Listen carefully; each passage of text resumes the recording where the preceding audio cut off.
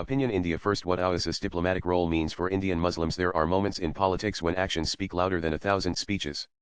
The recent participation of Hyderabad Member of Parliament Asaduddin Owaisi in the Government of India's international outreach delegation is one such moment. Owaisi, often portrayed as the sharpest critic of the BJP, a staunch opponent of Prime Minister Narendra Modi, was seen representing India's national interests on foreign soil.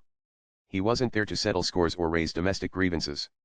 He was there to speak as an Indian, for India. That alone deserves attention, not for its political optics, but for the deeper lesson it offers to every citizen, especially the youth and those caught in ideological bubbles. The Modi government selected a group of MPs for diplomatic engagement in the Middle East and North Africa, MENA, Saudi Arabia, Bahrain, Kuwait, and Algeria. Alongside BJP MPs Dr. Nishikant Dubey and Bijayant J. Panda was Asaduddin Owaisi, representing not just his constituency but India's pluralist democracy. This isn't just a PR stunt. It's a strategic move that shows maturity from both sides. The government chose someone who doesn't toe its line, and Owaisi agreed to stand with them, not against them, on the world stage.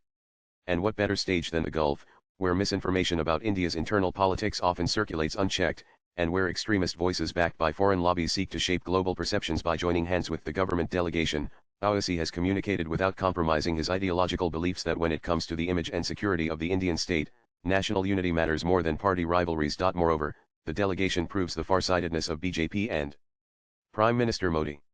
Despite ideological differences with Owaisi, the BJP leadership offered him a position to represent India abroad. This isn't the first time Owaisi has chosen national interest over sectarian narratives.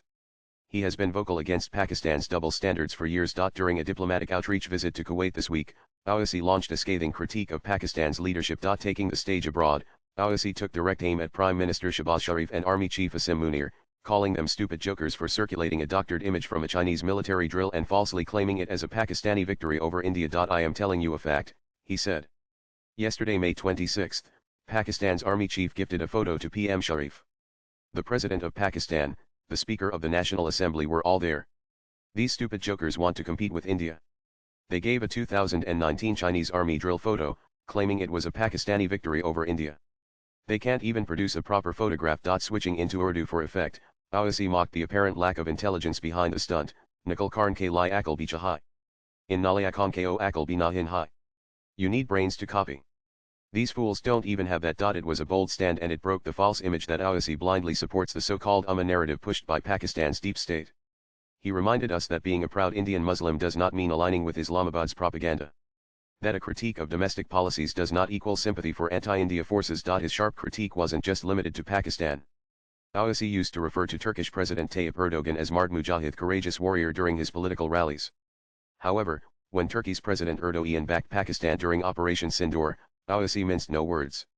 When Turkey itself bombs the Kurds, how can it question India's right to defend itself? Owaisi's comment targets global hypocrisy while defending India's sovereignty and strategic response. And coming from someone who is often accused of pandering to pan-Islamic sentiments, it demolishes the lazy narrative that Indian Muslims have divided loyalties.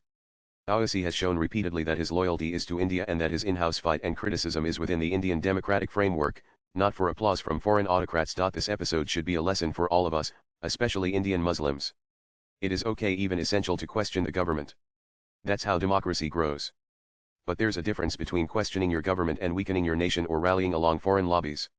And often, the line is crossed by social media warriors, vulture activists, or even clueless youth who equate every Indian policy with injustice, without understanding the geopolitical complexities. It's important to realize that when the Indian state reaches out to nations, especially the Islamic world, it's not just the ruling party's image on the line, it's the entire country's perception. In such moments, unity does not mean uniformity. It means being responsible. Owaisi's participation signals that when it comes to protecting India's reputation abroad and exposing Pakistan-sponsored terrorism, we are on the same page. You can criticize the ruling party at home, and still work for the national interest abroad. For Indian Muslims who often feel politically disillusioned or targeted by identity politics, this moment offers clarity. Your leaders can be part of the state apparatus without losing their identity. In fact, their participation makes the state stronger, more inclusive, and more representative. This is also a reply to those in the Gulf or Western nations who, based on orchestrated media campaigns, think India is becoming intolerant. When someone like Owaisi, who has fought at home, stands for India internationally, it sends a powerful message: this is my country, and I will not allow anyone to malign it from the outside. That is what true patriotism looks like.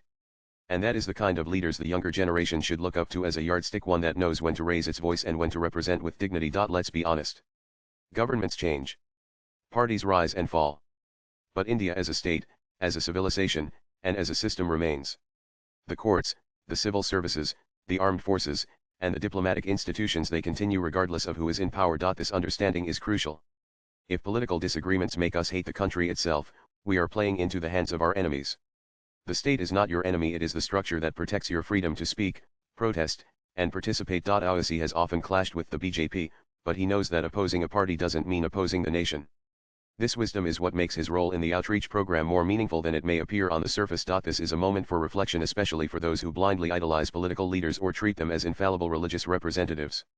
If you admire Asaduddin Owaisi, then admire him for knowing when to support the Indian state, for daring to speak against Pakistan's hypocrisy, and for showing that dissent and patriotism are not enemies, they are siblings in a democratic home. We all must learn to navigate our ideological differences without damaging the nation.